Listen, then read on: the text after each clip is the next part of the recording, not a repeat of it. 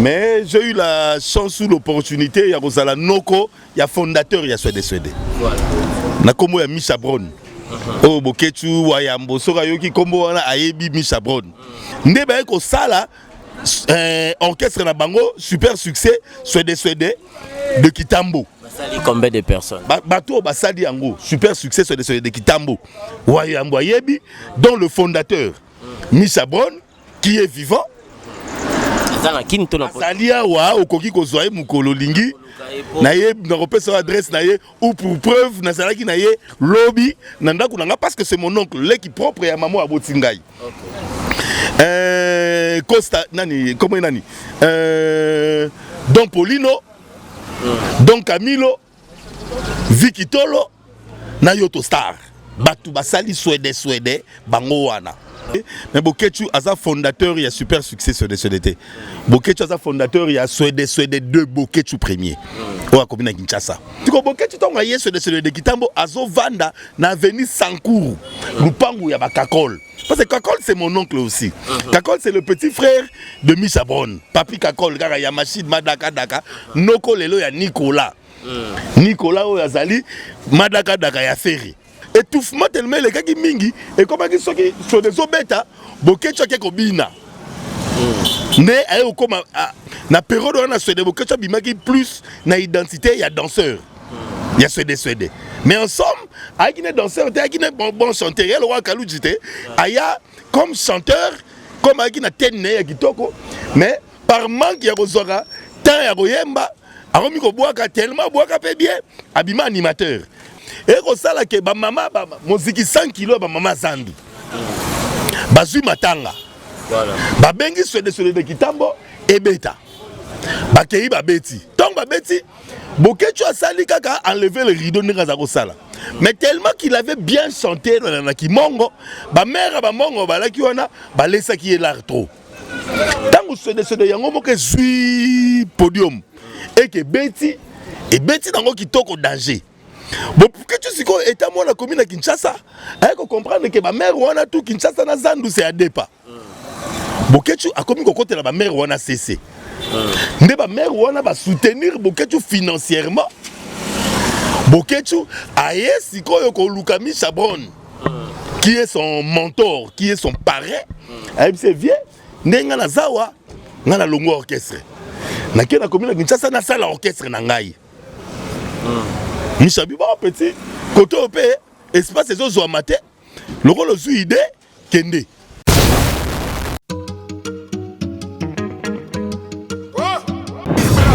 Matika Songo Machi Matika Songo. Bon. Garçon, lève-toi vite. Abonne-toi chez Matika Songo TV. Parle-en à ta copine aussi.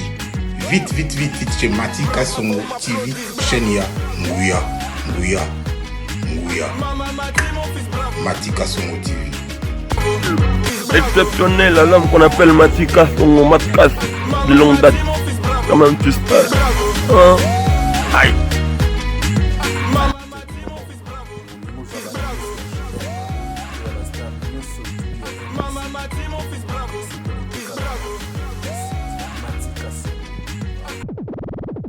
Merci, bonjour très chers amis internautes, bonjour partout où vous êtes en train de suivre cette émission, votre émission qui vous ressemble de Matika Songo MP4 Digimon Amaïlara, toujours le premier comme j'ai l'habitude de le dire. Dans cette émission aujourd'hui on va parler de tout. C'est ma première émission avec mon vieux Dédé Amoli que je dis déjà bonjour là où il est. Une émission où on va en parler de tout. Nakati émission où il y a histoire. Cela veut dire que dans cette émission vous allez écouter des Kati, il y a les années, des années, ou peut-être ba musicien ba koka kolobangote, ou peut-être bango moko ba okarasuni ya kolobango. Aujourd'hui on va parler de cela. Et ça premier numéro avec mon vieux Dédé Amoli. Bon mais ça anaï trozalana parce que y a matière. Dans Azan na matière na mutu il faut abimisa yango pour comme que un jour via zate to komo lela via na matière etikali ali solo vomi etikala na ba image etikala na batu oyo bayeba pété ndenge nini batu mususu babima na ndenge bakoma lelo. Lui il était déjà là depuis longtemps. Wana kutu biso na botamité, lui il était là vraiment borozwa ba numéro ebele na Matika Songo TV ngana ye titre et émission oyo eza Bosolo Nandole. Bosolo Nandole, cela veut dire toko betaka ndole, toko betaka ba parcours ya batu, toko betaka e bandaka ndenge nini, komaka ndenge nini po bango bazalaka déjà. Donc dans cette émission aujourd'hui, on va en parler de Bokechu premier. Toko yeba zara nini shiga zara nini groupe na bango. Suédé, on va le savoir. Suédé, bandara ndenge nini, Bokechu premier yaka ndenge nini, Bokechu premier les lois kendara poto ndenge nini, nana memaga Bokechu na époque à Mobutu. On va le savoir. On a préféré de parler de Bokechu parce que à part Bilo Konaya Salaka, Laurent Sokoko banini, mais Aza musicien, Oyo Aza pena parcours. Aujourd'hui, on va parler de lui. Sans plus tarder, je dis à big dédicace comme ça à celui qu'on appelle Michel Mbongo, allemand de Bundes, sans oublier Pichopacho Sotalikon en Norvège. Là, je vois mon ami Christian Gollet de Belgique, Christian Gollet Yuma. Pesombo te place aux Christian Gollet Moutunanga, Maramboza Makambo. Sans oublier André Kimbuta Yango, mon vieux dedans de 4 Babi Kichaso Yosogi Yote, ma bé. Ngatala Karabiso te reconnaître Yandre Kimbuta. Donc Kichaso Yandre Kimbuta. Nous on est là avec Yandre, on va fonctionner avec Yandre Kimbuta. Je pense que bon monagi déjà Nazalaki na hier. Na Yandre déjà battu c'est beta makim, Mamto Eza carré. Je salue le Tissia Kouya Kasongo, là où elle est, et puis Terrasse Mamboto, je te salue. Là où tu es Limbondo, Nampesiombo, te binonio Sobolingaranga. Binonio sobo sepelaka na ngai invité nanga aza tellement na matière wana sengi na mukolo moko te eza tourner par tourner en matière ya yebi na bamarai ya yebi na masolo ya balwambo ya yebi na masolo ya ba vena biso wendo kalosoi. On va en parler aujourd'hui avec lui. Je vous salue vous tous, bijou afou amateso, binonion so grâce Lubamba Mobutu Gaga, ma petite sœur chérie Henrique, la pesi binombo te danongoi, binonion so bolinga nga nanaka songo, Magi Sabana, binonion so bolinga nga emebido sur autoroute. Didier Okamo de Birmingham. Sans plus tarder, j'ai dit déjà bonsoir à mon invité. Bonsoir Dédé Moli. Bonsoir Matika Songo, Matistar, leader star. Boni. Ouais, Dieu fait grâce Toza. Avant Tokota na Vivia Lisolo na Bicho, Toza na mise en quarantaine Kinshasa, Toza na confinement. Oyo tu que malade déjà partout, virus et Zobomambo, Zobomabatou. Un mot par rapport à Batutu Baota la Bisso, par rapport à ma ramener ce zole canamon de Siko. Alors, elle bosse dans le PC dans la bateau. Respect à ma principe, Oyo Bakonzi, médecin Bapesi. Parce que ce qui est évident, malade déjà.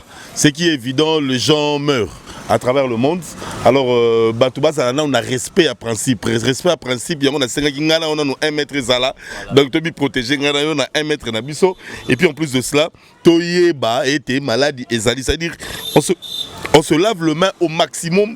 Dans une place, nous sommes fréquentés tant que zongi, sukola maboko, et si on se reconnaît, sukola maboko, payer kola kokosola, na coup de nayo. Donc, il y a osadi loboko boé, oye koli kokosola, et si on a pour permettre de protéger, baningatam suyo peu ko zala atteint. Nous sommes un objectif et ça, de protéger le maximum de atteints pour permettre à biso, ceux qui sont sur Barokufa, Bamsou Pibatikala, Baïba Okamamboka, Baïba Otamoussa, mais protégeons le maximum de gens pour Batikala, pour être Bokono et Zali. Confinement, tout ça, le confinement, certes, les a partiel, les a totalité, parce que Balouka, comme on a besoin d'un confinement total, mais sans pour autant réfléchir, dans ma Kamou ébélé, comment les Kinois vivent et le danger. Dans Nayango, Bapesibiso Bonkolo, juste Moko, il a préparé confinement à 4 jours, là où les gens vivent du jour au jour. Je crois qu'il y a eu incompréhension où ils ont compris en fin de compte que parce que tos amis ma bé à Kulukato Koufate, Toboyi parce que tant oyo ba pesi batu pour pas préparer confinement et il y a une journée batu balaka na bambongo na ba banque té batu basala na ba salaire té il y a beaucoup de réalités au début na Kisasa donc elingaki ko marché té ata mukiete pour préparer confinement en une journée. Dieu merci en fin de compte bango moko ba comprendre ki yango ba ko lever mais ba lever air nini ba lever tong ba koti ba nyongo ba lever tong ba Washington oh moi na balari azui ba mbongo la ye tout a déficit ba tout et tout qu'on sort donc c'est à dire c'est un scandale oh ça la magi na mboko na biso aujourd'hui ba lever mais ba tout ça la ba nyongo ba tout ça la situation beaucoup de difficultés énormes oh courir qu'on s'alaté donc on doit avoir des responsables ou des responsables de l'État capables de savoir une réalité à bateau bango ba okamba. Merci beaucoup. Une réalité à bateau bazo kamba. Nalingaki to kotana no wana po to yebisana to laksana batuke. On vit avec vous, on est ensemble parce que le virus to maladie basara na ngojete et bandara moko kina mi baleti ko si sapembo keza lokola tijalmet et tumbara zamba pe tumbara mboka mobimba mezaka limette moko. Lelo batu ba rotuna soki na lobby ya première question na ngai ezala qui est Dédé Amoli. Batu ba découvrir nano Dédé Amoli batikala ngo na mutuna bango parce que à travers Matika Songo TV na bo solo ya ndule oyo babanda ko mona Dédé Amoli après 4 jours une semaine donc habitude déjà po ba mesana na Dédé Amoli po batuna ngai sute auti wapi azolo ba biembo azanani qui est Dédé Amoli. Dédé Amoli, c'est un garçon de Bandal. Nabotami na Bandal, na venu Syrie numéro 374. Nabotami Awa, le 22 août 1975. Na sali ba classe nangai na sanitaire au pesa âge. Non, à quoi bon là au garçon ni pesa mbula ba bota ngai ba botanga le 22 août 75. Donc j'aurai 45 ans. Le 22 août, ngana to na écart moko. Moi le 20 août, yo le 22 août. Donc on a 2 jours kaka il y a écart donc on a biso sur Lyon. Nabotami awa natangi classe nanga na Joël Lutin na ke Lupio na ke flamboyant na leki na Lisanga Salongo a tenu de la victoire a tenu de la Gombe on a parcours habitude nanga primaire et humanité et mes humanités na kotanga université nanga na bani na UPC na première année malheureusement maman nanga ko kufa et puis on a to contacté na ba difficulté dans niveau famille j'ai passé une année na tanga kité na okende ipen place de à l'université ensemble na bandeko Jakindala na bandeko Gabi Amundala za mannequin je sais que les gens ba ebié bandeko Gilen Juzipe à son âme bandeko Jipen Kabongo au totangi na bango université na ipen vers les années 98 si aussi ici dans 2002 2003. OK. Tango tangi Jipen wa et rappeler nga lisusu natalaki nana boduga na nani Charlie Balaka baza kwa kize jipen ke tango Kamo Lopez akufi ba bon moko ya masanga oyo nana boduga ndenge tokotaki ba makamne tokotizaki ba mbongo na biso na suko ebili solo wana oyo komi ya koswana ya kofingana après kokunda Kamo Lopez ndenge komi secret ko bimake jipen nde akendaki ko retirer bon wana soki ya 15 casier et koma pété et kama kaka boy. Bon, premièrement, là-bas, dans la chronique musicale pendant très longtemps, mais arrivé à un moment où j'avais cessé parce qu'il y avait mélange de tout, de beaucoup de gens et tout. Je me suis retrouvé dans Poids Moro que j'avais cessé avec la chronique musicale, la chronique politique. Kamo Lopez, Evelyne, paix à son âme, c'est une petite sœur que j'ai connue. À Bandit TV Naye, j'étais là, j'ai aussi contribué à quelque chose dans Planète Télévision. Tant on a là Ibongo Mokambi. Directeur de programme et production. La Planète Télévision et pas papier Konzo. Alors, Namakamou, vraiment, il y a Evelyne Kamo Lopez. J'ai participé comme un frère, comme un ami. Alors, l'organisation, nous sommes à Kotate. Et je ne sais pas, Matito, il y a des années, nous avons organisation, Matanga, Babilokwana.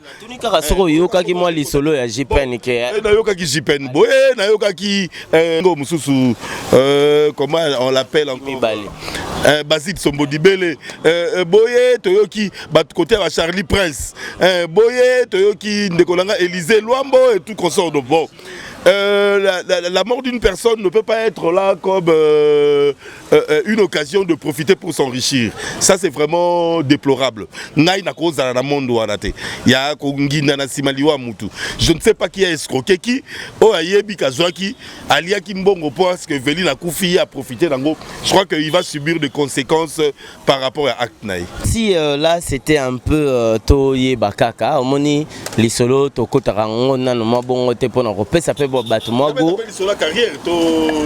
Wana to zongela carrière ezama molai tokota na vive na biso ya lisolo parce que ngai oza archiviste oza vraiment tellement na matière parce que moi aussi j'ai eu l'opportunité l'occasion ya rolekana se ya makolo na yo ya rozala encadrer yango lelo bomona raba fruit o ngana bimisaka musala na sala parce que nazala encadrer kaka na bato na le meilleur dans bateau bazalai kama kasi ba vieux ba manai ko chapeauter bat banda rotuna kutu muzaka na bango ndenge nini po bat banda ko banga ko pusa na pembe na bango mais moi j'étais là. Parlons maintenant de la musique.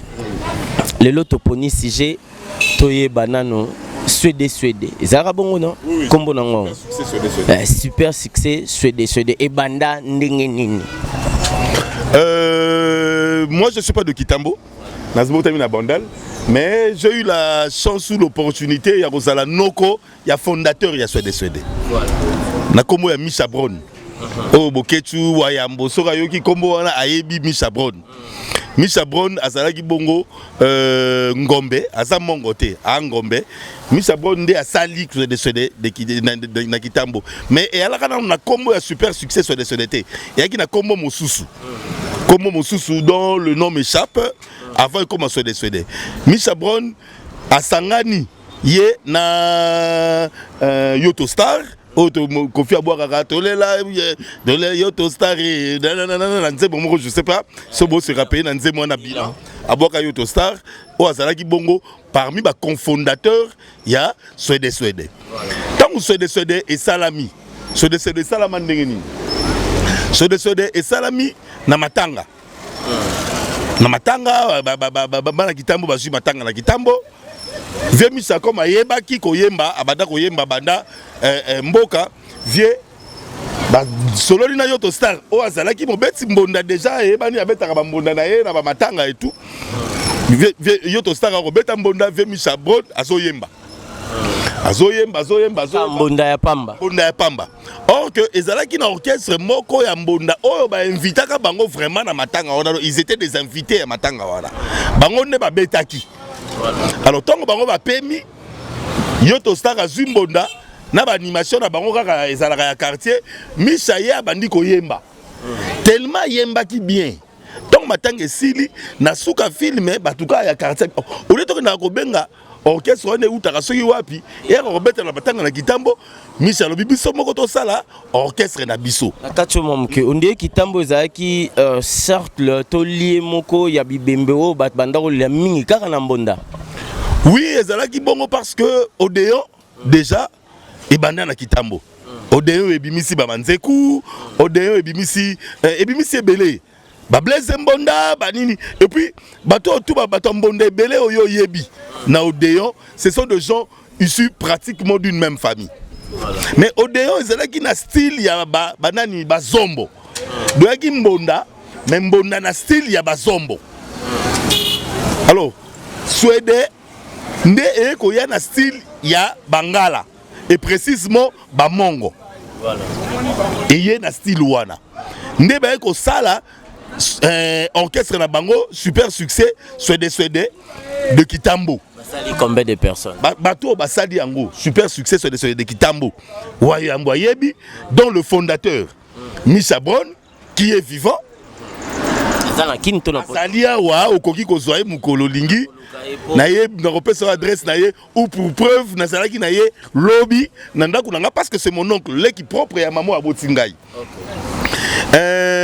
Costa nani comment nani Don Polino Don Camilo Vicky Tolo na Yoto Star batu basali Suédé bango wana bandi obe bandi Suédé babandi ko beta Costa Rica wa na Kitambo Costa Rica na Kitambo ozaki na asala poto Costa Rica aki master ya Misha bon camarade na ye kaka babandi Suède ben juste succès c'est des formes c'est des bandi compétents avant expliquer sur des succès betela biso non moi ba dégâts au Suède salaka ba dégâts autant le que bandi barbi bayaki na moto ya niveau ya dégâts babandi ko frapper mutu nyonso azaki liboso na bango botie bango fara ba frapper bino na période wana vraiment groupe folklorique elekaki Suède ezalaki te bakri oyo ozali koebwaka oh Malia oh les kaka Malia oh la grande majorité bakri parce que ozali kozwa bakri kaka ya Odéon oyo nono ataku bayi koya nango parce que bazaki na Odéon alors tango Suède a révolutionné folklore à longoli Odéon qui était lié na style ya bazombo et lié na bakri ya bakongo aye kozwa style ya bamongo a imposé zaiko akomi kozwa bakri siko ya Suède donc nono atalaku na bébé atalaku bakomi kozwa bakri ya Suède c'était vraiment le grand mais non kepe na Suède to atikala kaka le premier animateur au zaiko tokoma alors nono atikala akotaka déjà zaiko avant Suède ça là-bas Suède ko salama après mais Suède oyo wana ya ba Misha Brown et dans Suède oyo salaba ko na ba guerre makasité et ça là qui na succès mais et ça là eningisa Kinshasa te eningisa Kinshasa te nazongi mo moke po masolo na rolingana leka bote fona fungola bato pe moi mémoire tellement que tozana biso na ba série Odéon na yoka lisolo Odéon ekutana na zaiko na matanga moroboy place bazwaka nono bazwaka ndenge ni nono non mais bazwaka nono parce que nono avait épaté zaiko zalaka kobeta ndule zaiko zali kobeta ndule na ye et style ya zaiko zalaki sebe na zaiko sezo beta bazo boaka babatu boaka bakri alors le jour où on a zaiko betaka na Odéon longolaka enlevaka ba rideau c'était même Atalaku parce que leader ya animation Odéon c'était bébé Atalaku o akendaka na famille kri na bango wana Atalaku mama zekete Atalaku mama zekete bonaki cri ya Odéon alors tango zaiko zo beta batu ba seben ne beta makasi batu ba obina kaka na seben ne bébé amati abandi ko bwaka ba cri na bango ya Odéon na kati ya seben no zaiko ko beta voilà zaiko beta kaka sente seben me bazo boire ka mabanga mabanga nde to kaka ba ko boire moi cri moko funky tu comprends mais il y avait pas une animation vive ndenge ba bébé na banani baki dango et ba kaka ba musicien bazo sala moi animation alors le jour là tango bébé ko animer ba cri na bango ba atalaku mama zebolaka danse et concordé nde ba benda bébé na nono bakoti zaiko ba ko sala pe epopé na bango basali époque na bango OK tozongi sikoyo na Suède alors Suède lobaki basalaki vraiment impact même ya makasi te bazalaki na bango kaka local ba beta na kitambo na matanga kilikili alors soki tokito koma siko ne sika oyo ndenge nini wayambo bokechu akoti na Suède asi makambo ebaninde yango bokechu premier lelo bato bayeba ke bokechu premier ndaza fondateur toko fondateur ya musique na bango Suède bato balobaka bokechu premier nde leader po ye mo pa lobaka ngo to ye basiko bokechu ayaka ndenge nini to bokechu alobaka ye mutaza leader c'est ça solo non bokechu aza leader c'est un grand leader je peux pas le nier mais bokechu aza fondateur il y a super succès sur Suède bokechu aza fondateur il y a Suède 2 bokechu premier o komina Kinshasa bokechu premier ezaki ndule ya un de combiste il y a le château oh baki ba petit bandeko ya Igo Tanzabi pe à son âme moko na bango akufaki na matanga ona tango Suède ko beta à chaque fois Suède azoki pose mbonda ya babokechu baki da groupe te kaka moi mbonda ba oyemba banze ba mamongo alors yem tazaki ko entonner voix donc yem tazaki le quoi leader ya chant ya mbonda na bango ayaki wana uzana na place na bango bazala C'est quoi ceux qui sont des bêtis, à chaque fois qu'il y avait pause. Bango, sur des papiers, bango, zui place ouana. Babandi ko beta mona na bango à sec bongo, bokecho oyemba. Alors, na Suède Kitambo. Super succès Suède de Kitambo. Il n'y avait pas de nani. Il n'y avait pas de, comment on les appelle, un vrai mongo qui parlait vraiment le kimongo. Naran, il y a bamongo. Vous comprenez? Alors, tant que Suède des oyo ka degré bokecho qui koyemba na kimongo et intéressa qui bango. Tant qu'on intéressé bango directement et intéressé qui Misha Brown ou qui fondateur. Tant qu'on basi Nokonanga qui était le fondateur. Ndé Misha Brown a contacté Bokecho, c'était yo foya kokota na orchestre na biso. Misha Brown bazaki déjà na relation na Bokecho depuis kala to rien du tout. Bon monika ka petit moko que asa lead vocal ya makasi, azo pasola makasi na kati ya style na ya koyemba. Azo pasola makasi. Et que vous trouvez un peu intéressant, bon, comme tu as vraiment mongo, na kati vraiment ya orchestre été, mais tu as un style à mongo, tu as adopté un petit ndé ba adopta Bokecho, ba sui Bokecho aye. Si ko Bokecho tonga yeso de Kitambo azo vanda na avenue Sankourou, lupangu ya bakakol. Parce que Kakol c'est mon oncle aussi. Kakol c'est le petit frère de Misha Brown. Papi Kakol, gara ya machine Madaka Daka, Noko lelo ya Nicolas. Nicolas Oyazali, Madaka Daka ya Ferry. Nicolas c'est mon cousin. Kakol c'est le petit frère de ma maman. Et le petit frère de la maman, il y a Nicolas. Oh, abota Nicolas, Madaka Daka pa ya Ferrigo là. Ozolanda. Et ça les siko nini. Bokecho aye ko vanda na Kitambo et pas ya babisha. Azolala na mutuka ya tonton José. Na kati ya mutuka. Mutuka tonton José na Sankour. Deuxième parcelle à gauche en venant de ya Oya, deuxième parcelle à droite. Na droite na Yopé. Au outil le roi boulevard au côté gauche deuxième parcelle à droite. Sankour wanaki lupango ya ba Misha Brown, ba Kakol, na ba Nicolas. C'est là où Bokecho passait tous ces jours tango ça la Suède de Kitambo. Alors na mutuka. Na mutuka. Ba pesa ga chambre té. C'est un début. C'est un début, on a besoin bim. Alors et on sala nini. Bokecho c'était un lead vocal. Un lead vocal naturel. Alors premier Yanini. Musicien moko oaki leader ya chant. C'était Don Camilo. Don Camilo a koyemba na style ba mongo makasi, mais il n'était pas totalement mongo. Le grand frère de Shiga. Oh Shiga ça a succès, grand naende Don Camilo. Alors Don Camilo a na lead ya chant. OK, Don Camilo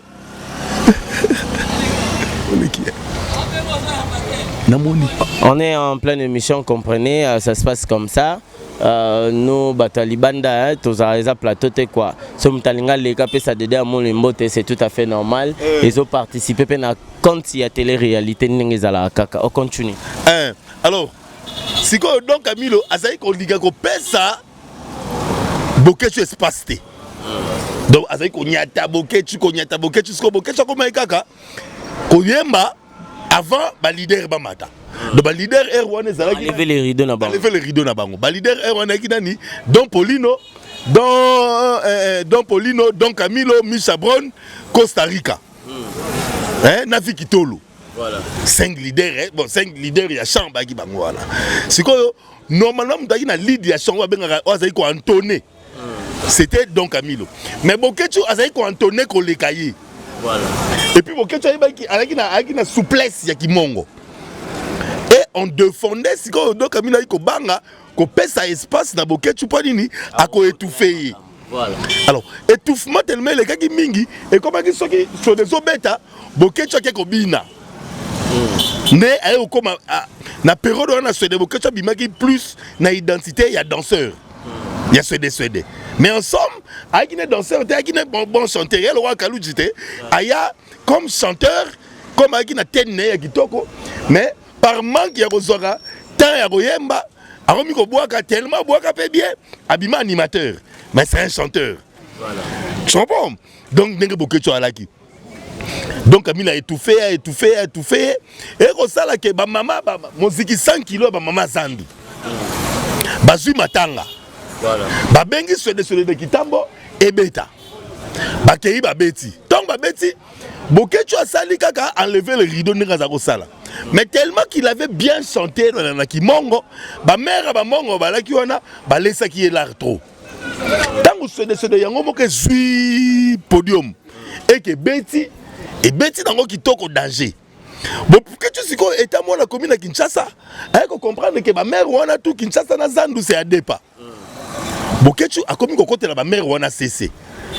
Nde ba mère wana ba soutenir Bokecho financièrement. Bokecho aye sikoyo ko Lukami Chabron qui est son mentor, qui est son parrain. Il se vient ndenga na zawa ngana longo orchestre. Na kena commune Kinshasa na sala orchestre na ngai. Mishabi ba petit côté opé espace ezo zo matin. Loko lo zu idée kende ko sala orchestre na yo. Nde Bokecho ba longo la raye na kiteti pari azora suspension yango kendaki. Rien à voir. Nkana ikaka elekaki. Kana ikaka elekaki wa yambazali oh histoire nazo beta histoire vrai ayedi yango. Kana ya Bokecho c'était donc Camilo. Mutamena Bokecho vidur paix à son âme donc Camilo ya na shiga. Mutamena Bokecho vidur et ça donc Camilo. Nde Bokecho akei comme na Kinshasa Bokecho akei ko sala Suède de Bokecho premier. Na commune à Kinshasa oyo mutako betela ye harmonica bayembe pepa bawera comme nani Kofi Aina mobali kitoko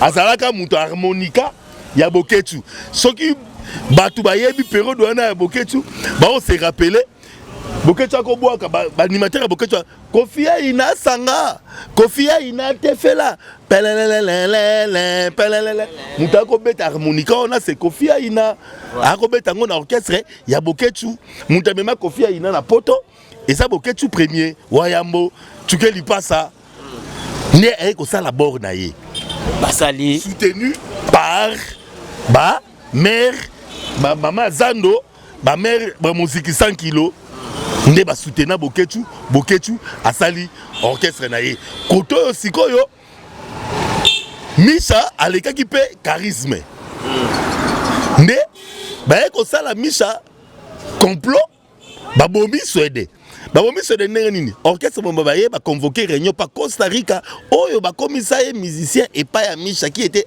que son ami a commissaire nduliste ba eko sala sikoyo nini boye réunion bovandi réunion orchestre me démissionné et puis système angoti orchestre mobimba et démissionné et longwe na orchestre yo siko fondé orchestre bomba tango démissionné ça dit yo tikali na kombora orchestre na yo mais au sature tout c'est nini ekei babomi Misha Bokecho ayeko benda Misha kota na Suède na ye ya Bokecho premier Misha pe na charisme akale nde ba ko tikala na Suède wana basikalaki ya ba Don Camilo Vikitolo Don Polino Costa Rica na donc na Yoto Star ba continuer siko to comme na deuxième volet ya Bokecho ndenge na kenda poto na ya shiga ndenga bima Bokecho azwi mpifo abandi ko beta frappe bacha libaya boye babi Bokecho asimbaki bakaki na mutu na bango mo babanda ko pesa makambo asimbela bango et puis babi Bokecho ye moko palinga kikisi azaki na kisi na ya makasi. Bon, dans le domaine, il y a qui si la musique, c'est pas quelque chose de martelé. Je n'ai pas martelé parce que le domaine à qui c'est un domaine personnel, il y a Moutou. C'est-à-dire que tu as Matika sur mon appel à qui si. Tu comprends? Qui si il y a Moutou, et ça, qui si va belé. Batakisi. Bayanki. Attends, n'attends comment Moutou. Mais Batakisi. C'est na liboko ezo chaboye batu batelemi boye yango po batu moi manager mazo so ba trophée belé ko le kanaba musicien. Ana kisi te. Batakisi kisi baebele yom to tangi komba batakisi nga tangi na tangi kombo te na lobi kaka o comprendre Domaine à qui c'est un domaine mogo, on ne peut pas marteler parce que qui c'est Moutoui Baraté. Mais et ce qui est évident, Boketu a fait du succès à Wanakisasa ou à Rowangalango Azate. Pour preuve, il y a eu une guerre à un moment, Boketu na JB et tout concernant Cocotte. Na habité ce bino boye bango. Cocotte. Mais la bifungo la bisoli solo batbaro. Cocotte Tingila. Oh azalaka mwasi ya JB to yebi Cocotte Tingila. Cocotte Tingila comment mwasi ya Boketu. Cocotte Tingila mwasi mwana ya papa Comet. Place au Thérèse alaka ya nini ya lingo à la place ça la Kermesse wana. Famille Comet. Mwana ya Cocotte mwasi ya JB. Cocotte ye. Aki mwasi ya JB mpiana. Mais Boketu période wana azo Cocotte Tingila na ndako JB akoma mwasi ya Boketu. Donc pour dire degré Boketu a succès période wana c'était grave, on peut pas nier. Voilà, on va chiter mais avant toi chiter avant toi chiter plutôt. Tosili ça na deuxième tokota na deuxième partie totika bango na moi pour ça pour kozonga. Pour Elia biso suna tamula était deuxième partie Boketu premier shiga bimi. Boketu premier shiga bimi ndenge nini. Tangu orchestre c'est des super succès c'est de Kitambo. Balongo limisa fondateur. Donc ça veut dire ba démissionner dans l'orchestre. Fondateur aussi na Kombot. Bango bakena bango. Voilà, période on écoute ça qui super succès c'est de Kitambo. Si ko bango bakena ça là véritable super succès c'est de Kitambo. Na bango nyoso wana. Alors donc Camilo azalaka un esprit ya vocation. Abandi convoqué bango parce que Micha Brona kei. Mais Shiga qui était un frère ya donc Camilo ou neveu un truc du genre. Azalaka déjà koyemba na bandal bango ba na kota makelele yao. OK. Bango ba Costa na ba Yoto Star ba sali effort ya kobimisa donc Camilo ba longoli donc Camilo sous na mouvement. Ba kotisi sur confusion ba kekozwa frère naye qui était lead vocal Shigaro ba memi Shiga na mouvement. Shiga zu lead vocal ya orchestre Abomi Yaya. Né donc Camilo aye ko sala super succès sur des bandal. A memi sur des bandal na ma makelele wana.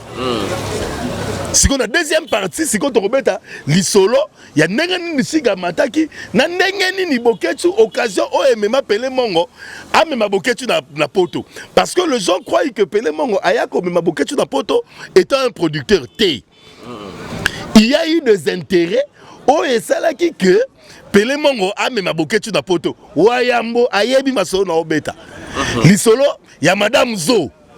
Ok, voilà totiki bino wana lisolo ya Madame Zo na ebike batunde boza wana bo commenter na se bo commenter parce que ngana Dédé Amole en tout cas on va donner le meilleur de nous cette fois-ci là ya ko pesa bino vraiment masolo pour na vandi na bibliothèque yango na lobaka maintes fois chaque fois na annonce nanga que moi na maela aura toujours le premier parce que nazala ka maele tala maramu nazo puiser tala suso na ke luka.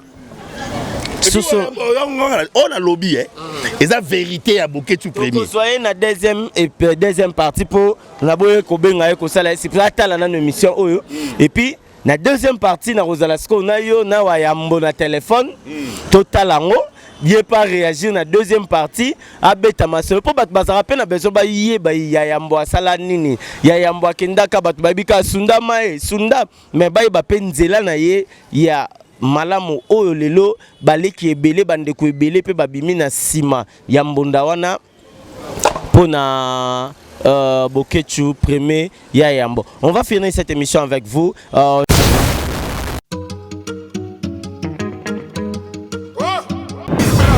Matika Songo. Kasongo Matika Songo. Bon. Hé, garçon, lève-toi vite. Abonne-toi chez Matika Songo TV. Parle-en ta copine aussi. Vite chez Matika Songo TV. Chenia, Nguya. Matika Songo TV. Exceptionnel, la langue qu'on appelle Matika Songo Matkas de longue date. Quand même, tu sais. Hein? Aïe.